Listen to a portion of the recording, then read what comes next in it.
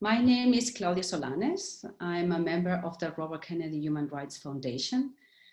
This foundation offers a human rights education program to schools and universities across Switzerland. Our goal is to show children and adolescents in Switzerland that they too can defend human rights and make a significant contribution to the protection of our society. Today we have a very special guest with us. Let me welcome Anne-Marie Buzatu. Anne-Marie is a Swiss-American lawyer who has worked primarily in the areas of human security, business and human rights, and cyber stability through a human rights lens.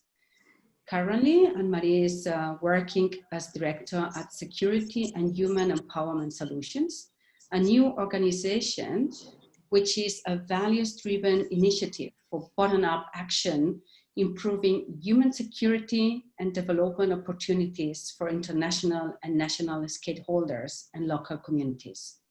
You're also working as a senior advisor to ICT for Peace.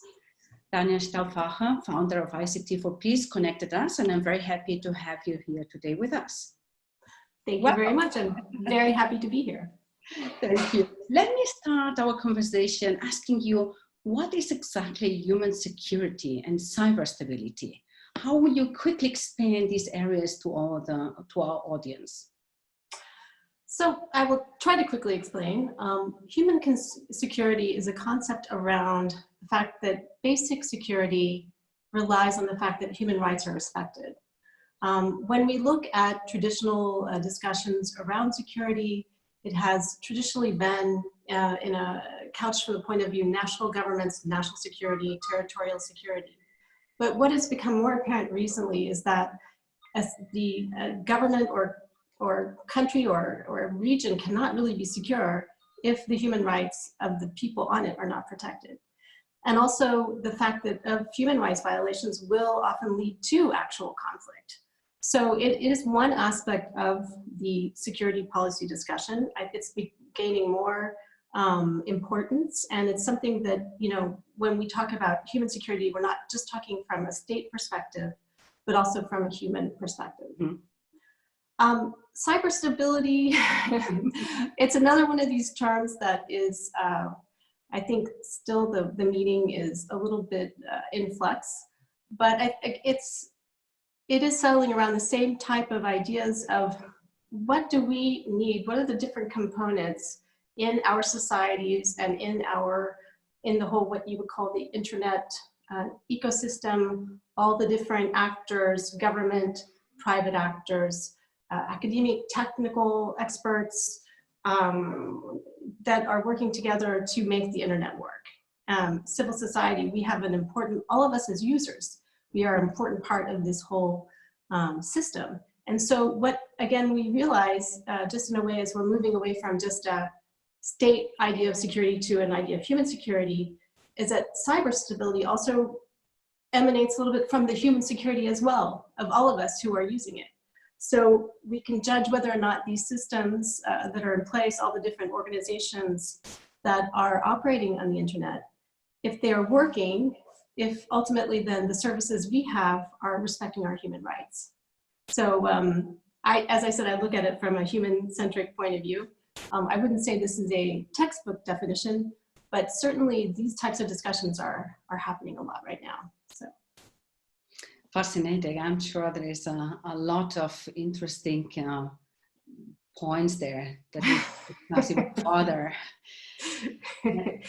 It's a complicated subject for sure. It's very complicated and fascinating too. Yeah. And it's probably growing, it's not diminishing.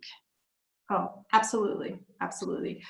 Just one last point though, is there are, I think now, I would say, coalescing around certain ideas of what we need to do to have a more cyber secure or stable world. And one of the important aspects of this is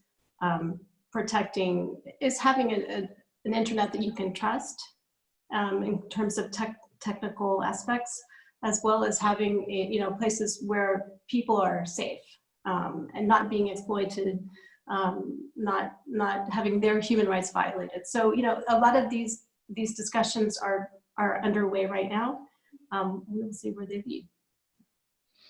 Great. And actually in this area is where we wanted to focus today, our conversation. And it's since in the present days, there is a lot of talk about the tracking apps. This mobile software application designed to aid contact tracing in response to the coronavirus pandemic, identifying persons who may have been in contact with infected individuals. What is your personal opinion regarding, do you think a corona tracking app will be the most reasonable way out of this current situation? So I think they can be useful, but only used correctly or in very specific ways. Technology can be an amazing, help to all of us and can protect our human rights. Certainly the right to health is an important right. And, to the extent that these types of apps can help protect our health and, help us return to a situation in which our health is less at risk, then they can be useful. The difficulties, though, are the potential for abuse in using these apps. So there are, and I will also first say that from a methodological point of view, contact tracing is a proven way of diminishing disease and pandemics, and it's been used more of a person-to-person way to try to figure out who has been in contact with whom, how many people they met to see who would be a danger, and then to isolate those people to stop the spread of the disease. So the same philosophy is behind these contact tracing apps. And the idea is that these apps would be able to tell when you have come into close enough contact, long enough contact with a person to be at risk of transmitting something, a disease. And then if in the subsequent days, or maybe even if it's known then, that one of the persons has the disease, then it would notify you and say, isolate yourself so that you don't spread further. Now, where this becomes tricky is where you are tracking people's locations and you're tracking their identity. So if I am walking around with an app that's saying Anne-Marie Buzatu is in Migros this afternoon and met so-and-so, or went to a cafe, or went to a bar, I mean, this is an incursion on our privacy, both our privacy and our freedom to associate with other people. So the challenge is to try, so I think it is possible though, if we use technology correctly, to protect that as much as possible, while still providing some of the benefits of the contact tracing approach. Now there have been a few different initiatives recently, as you probably are aware. And basically there's some different theoretical approaches or different approaches to designed approaches, let's say, to these apps. One of them is, I would say, maybe a more traditional thinking, where you have apps that feed information to a centralized database where they're contained and owned and held by government or company or whatever entity that is responsible for it. And that information then can be used to basically track where you are, where you went, who you met. And some of the apps reportedly in Asia are functioning this way. I would say from a human rights perspective that this is a real danger, and even in times of pandemic, but certainly after times of pandemic, that those capabilities and that whole system has been put in place to basically monitor where you go and who you meet. There would be a lot of potential for abuse there. Now, in Europe, the trend has been more to go to a decentralized approach to gathering and storing information. And what that means is it's not that the information is held in one place by one organization, it's actually held by each person that's part of that system.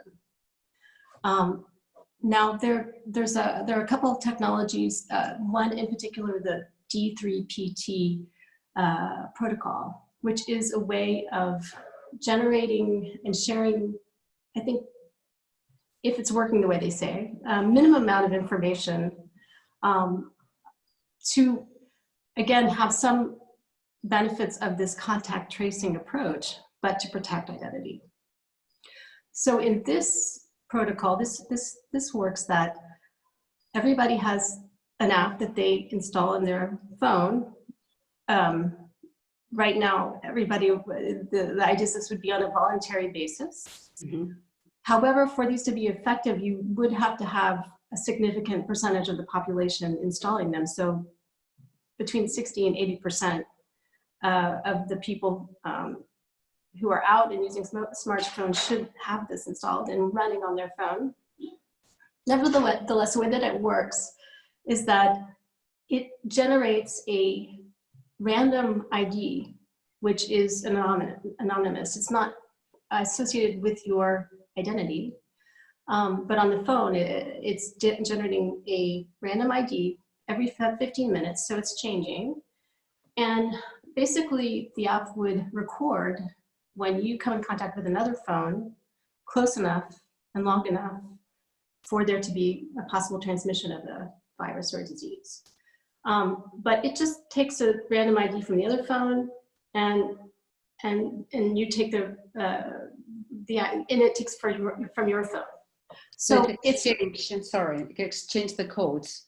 It exchanges the codes of this random ID, but it doesn't say who it was, and also importantly, it doesn't say where you are, because it's based on the fact of the phones being together and that the Bluetooth interacting, not that it's tracking you in a location. Mm-hmm.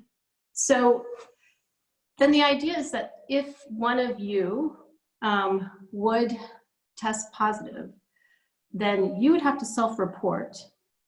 And then this would be put into a system which would then eventually track your ID, and then they could track the IDs that had been in touch with that ID and just send them a message.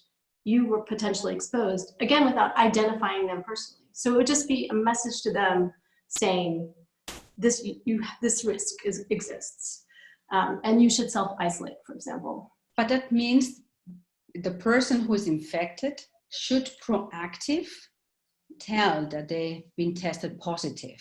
Yes. Otherwise, it would not work. So exactly. No centralized place where they know who has been tested positive and they can track them. So each one of us should be having the app, and then also letting a central place know that you are positive. Exactly. As long as you are positive. Otherwise, you can turn it to negative. Huh? No, absolutely. And I mean, that's an important point.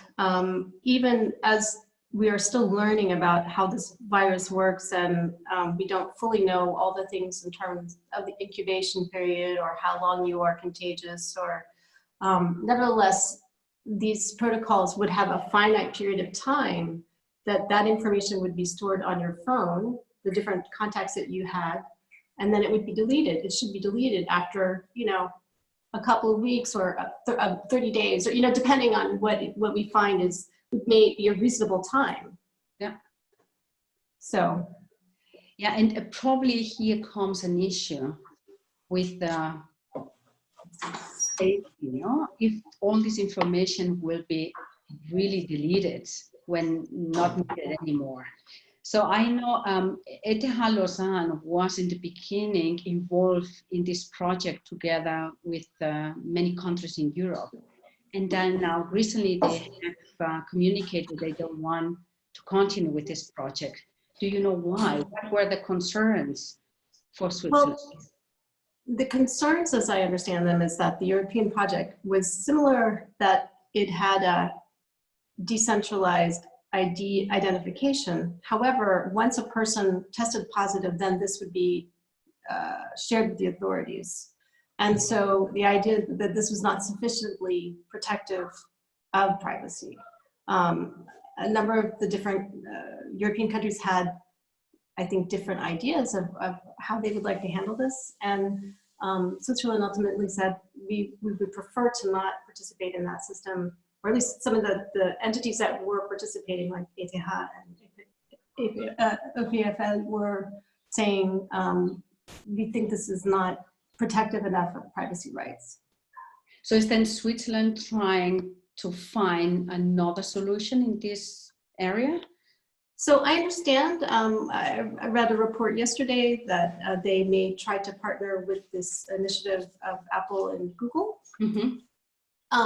who also proposed this the same type of technology, which is more protective of privacy. I've heard rumors that it might start in a couple of weeks, but I'm not entirely 3 weeks, something like this.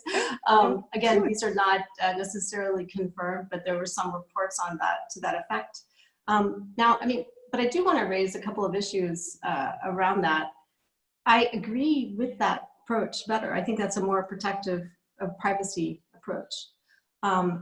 Nevertheless, and right now, so long as Switzerland is essentially closed off and we're not having very many exchanges with France or Germany or our neighboring countries, then, you know, that's fine.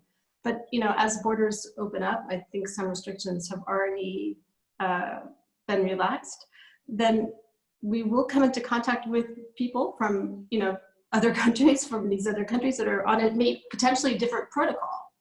And then it wouldn't work. So, you know, this is a problem that this protocol is requiring that both smartphones have the same type of app on it. If somebody else has a different app or a different, you know, protocol, then I could come in contact with them and it wouldn't work. So we have to, you know, these apps do depend that a certain, you know, percentage of people are using them and using the same kind of protocols that you're using. So. That would be interesting. Also to learn in Europe, will exist only one app, or maybe Google and Apple will develop an additional app in other countries in Europe, aside of the one that are creating the governments, so that it will be possible to communicate also across the borders. Yeah, and I think these things are under discussion right now. So, you know, it is evolving quickly, and it has to, because this is the whole point of this would be to try to stop the spread of disease, and to get us closer to a time where we could go back to whatever the new normal, or go forward to the new normal, whatever the new normal is. Also a good question. That's true. And what's fascinating is when you think about many other apps that we are all using, also with Apple, with Google, with Facebook, actually, yes, we are giving up a lot of data freely, yes, without thinking about it. And now, yes, we are more concerned of maybe giving this privacy away to governments during the coronavirus. So how come that it's not very logical thinking, no? I think my personal opinion is that it's coming from a lack of awareness and understanding of what exactly is being collected. You know, all of us, I'm sure, we just accept the terms of service when we install a new app and we say, yeah, sure, whatever. You know, I have found it disconcerting that I find that Google will tell me, oh, you have 10 minutes to get to work, you know, and I'm thinking, okay, this is maybe too much information. Of course, you can turn these things off, but you need to be aware in the first place. And I've also heard a number of people say, well, we're now in a post-privacy world, or we're in a place where privacy doesn't really exist anymore.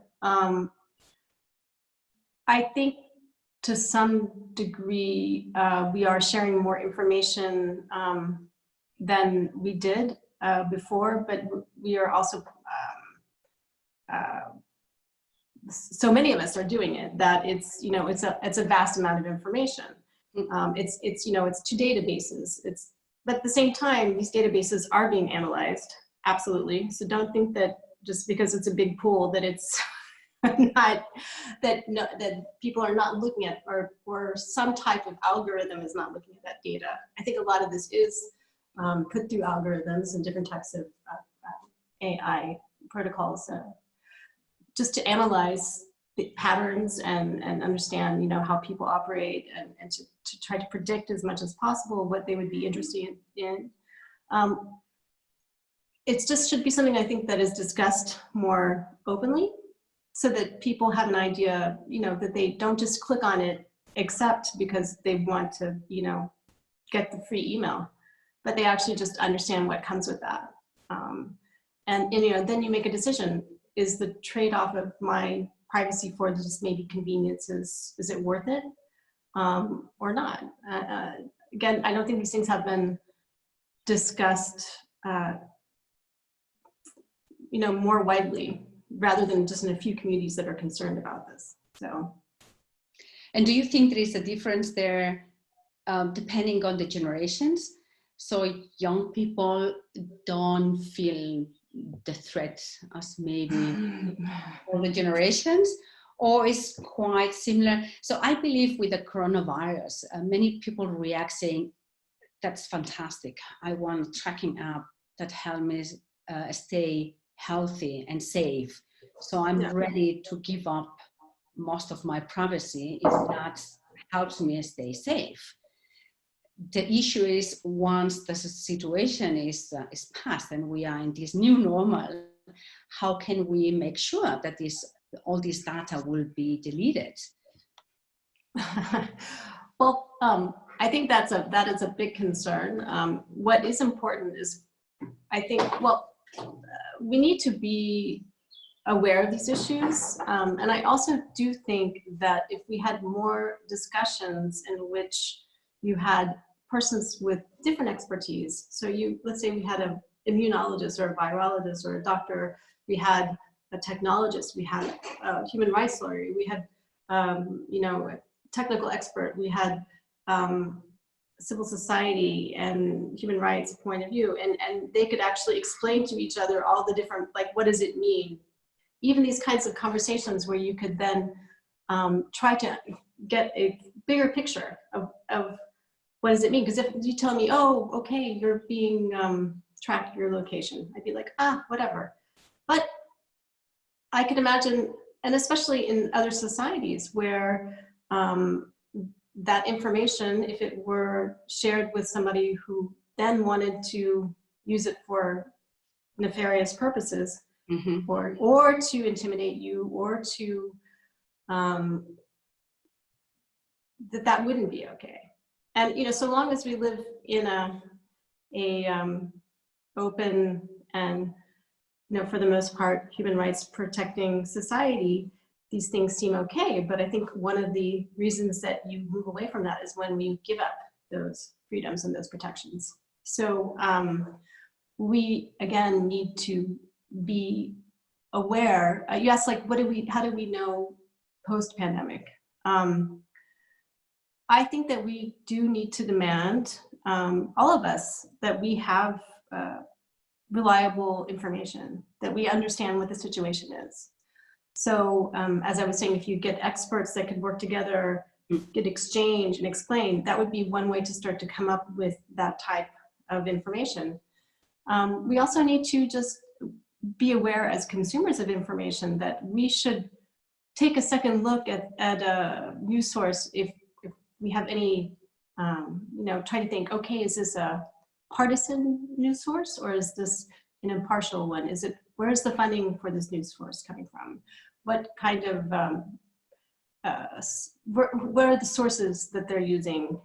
Are they transparent about it? If they make an error, if they report something that's incorrect and it's brought to their attention, do they correct it? These types of standards that are basic journalistic standards that nevertheless, we really need to know, all of us now, because we have so much information that comes from so many different sources, that we have to also be a little bit of that judge. But I think also more broadly, we should demand that these types of questions and expertise are, you know, we have systems that we trust, that can actually evaluate the reliability and veracity of information, so that we can make informed decisions and choices, and also say, okay, now this is no longer, you know, necessary. Let's take this away, or let's no longer use these apps.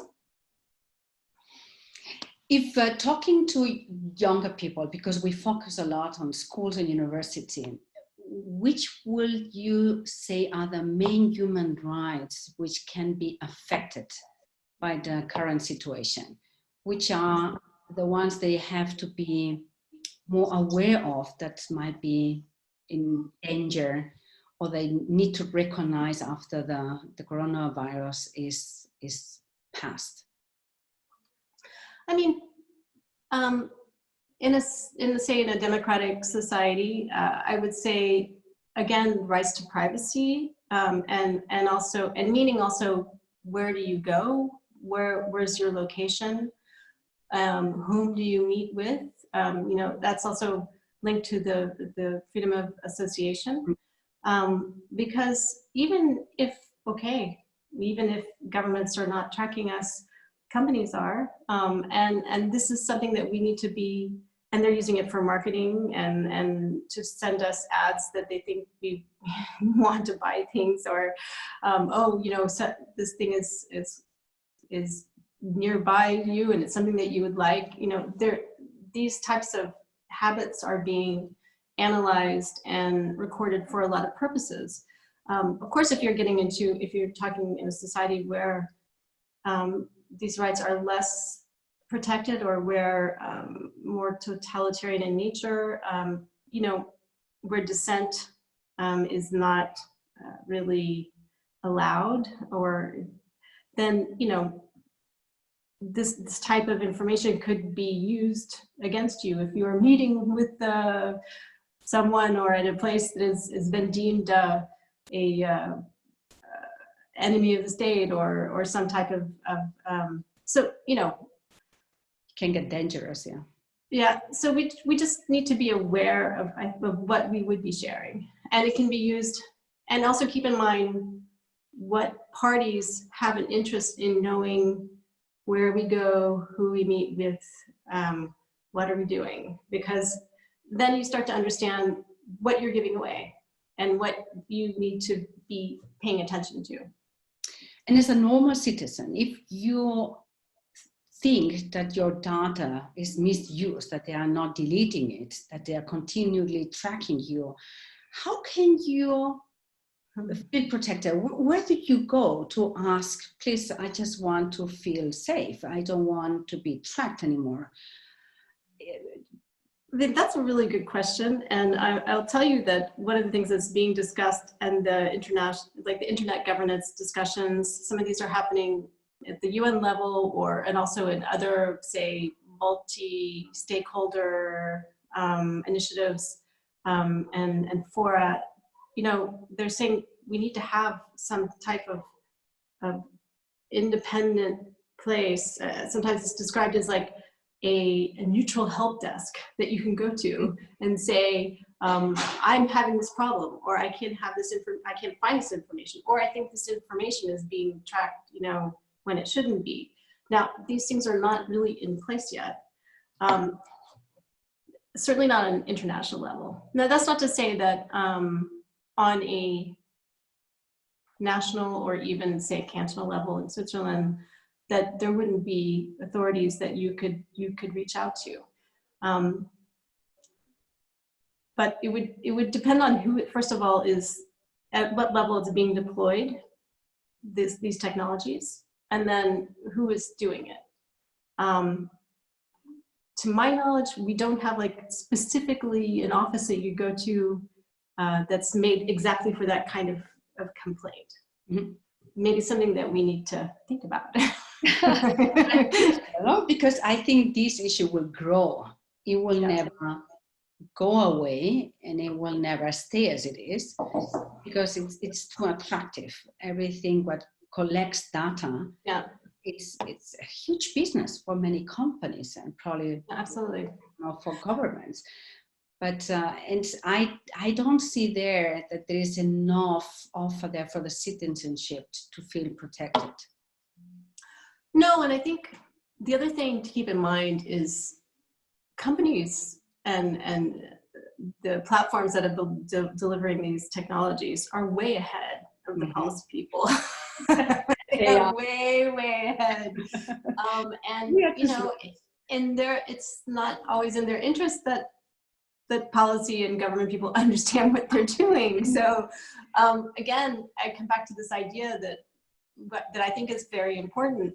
You know, the systems that we're working in now are just so complex and so multidimensional and have so many different types of expertise and are complicated for lawyers, for programmers, for government people, for, you know, civil society, for so many, for technical experts, engineers, all of these things. You know, it requires a high level of understanding, education, just to even know your own field, and then to have enough to be able to work. But all of these fields are being impacted by technology or so to have like, say, areas of expertise or groups of expertise that really bring together these different experts that can then together collectively understand the real risks and dangers of that, and also opportunities, you know, of course, to make them better by these technologies. And so and I think, you know, one last thing, Switzerland does have a tradition of this type of approach, actually.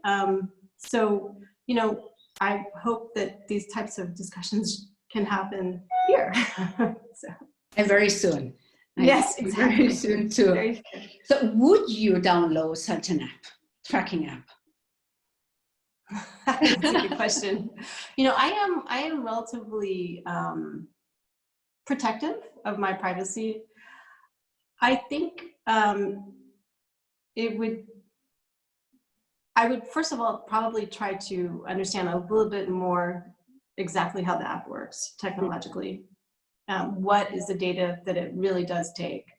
How is it stored? How is it transmitted, if it's transmitted? So, you know, to have a deeper understanding of that. And if I felt confidence that really it was a limited, you know, as they said, the use, I think there's a good chance I would, also depending on what stage of the epidemic we are in. And I don't think that we know. You know, right now it seems like things are starting to, we're on the downside of the curve, but the curve could go back up. We don't really know. And furthermore, you know, this probably it's not unlikely that something like this could happen. Another virus could come. So we just need, I think, those considerations. You know, again, if a critical mass of people would have to download and install this app for it to really be effective. But I think many people will, just for the sake of feeling safe and protected, not thinking so much about their privacy, but just trying to make sure they are not too close to someone who might be positive. Yeah, and well, that's a very compelling, obviously, our health and, you know, of us and our loved ones. This is it's something that goes, I think, very deep in us. And one thing that I do think is, in a way, positive, though, about this is that in terms of the information, the quality of information that is being shared on a lot of the social media platforms, because of the health risks, this is now being subject to more scrutiny. It's flagged if it's maybe coming from a, you know, source that might be biased or might not have reliable information. So what's interesting to me from that point of view is that it is, in a way, possible to do that. First of all, that, you know, in many of the, there's now a demonstrated ability to actually have some standards for information. And then the second thing is, like, what does that mean then going forward? And for other things like democracy, okay, maybe democracy is not whether you're living, or for most of us anyway, living or dying in a day, but nevertheless, are we then saying we also need to apply the standards that we get, you know, reliable information about important political decisions and processes, and the kind of that vested interests are not capturing them and spinning them in a way that makes them, you know, biased in a negative way. So I think it could also open up discussions going forward of then what does this mean in terms of how we are, what we can share. And, obviously we have the freedom of expression, and this needs to be protected. I mean, absolutely. Absolutely. I mean, there's no doubt about that, but we also need to maybe have, to also balance that against people who express themselves to manipulate or take advantage of others. Mm-hmm. So who do it in a way to hurt others. And that's a tricky, discussion. And it's not, it's not an easy, there's not a silver bullet that will solve that. But, again, I think it starts about being aware. Even, as we're talking about what these other, what the apps are doing or what the impositions on privacy are. We need to talk about these things because they really are impacting us. And for all of us who say that we're not tech savvy people, we're being impacted by it. So in a way, we need to have some, I think, minimum understanding of it. Absolutely, we agree. And that's why we think it's very important to approach people, in our case would be more the younger generations, and make them more aware of the current situation and that it's possible to change that, no? And to just, make possible that the new normal will be also in our standards of democracy, so that we keep that. And I think it is possible. These types of discussions are starting to happen more and more, and we need to keep them up. We need to, and in terms of school and curricula and these types of things, this should be part of it. It's a part of our human existence, responsibilities. It's part of being a citizen of the world. We need to understand them. So. Thank you so much. Actually, I was thinking we need to catch up in a second session about also the freedom of information. You are also writing a lot about how we have to be careful on which information do we rely on. So I hope we have a second opportunity. Thank you so much. It has been fantastic having you. I hope you agree that we will be editing this conversation. Oh, of course. We will send it to you so that you can just confirm that everything for you is fine. If we make it public, you can also share it if you want. Of course. It has been a pleasure. I think we could stay for hours. Me too. I'm really enjoying this, and I very much appreciate the chance to talk. And it's important that these discussions are happening, at so many levels. To the extent that you share them with, your students and the members of your foundation, and also that we raise this to the attention of the current and new generations, because we do have an opportunity to. I think it is important to translate these norms and these standards, these international human rights, these things that we all kind of knew and were developed like 70 years ago, and take them and transform them into the way that they work now with the new technologies. So that's an important exercise. It's not an easy exercise. It's not always obvious, but if we want to in the future have the types of societies that do respect these rights, we need to do that exercise. So. Absolutely. And also even more in our society where we take so many things for granted. We even don't think that we have rights, human rights. Of course we can talk and keep our opinions. Of course we can just go anywhere we want and meet anyone we want. So this is never come to our mind as an issue. No. But it can become an issue, and it's important for everyone to be aware that this is a luxury to have that. Absolutely. I mean, even the confinement that we're going through right now, I mean, this does raise that issue. Suddenly we have to change a little bit our reflexes. Now, this is, again, for a good reason, for a reason to protect our health, but at the same time, maybe it will also make us appreciate the fact that we do have in more normal times these freedoms and abilities to just go out, express ourselves. But we need to, they are important, and we need to be aware of them. So these discussions are absolutely key.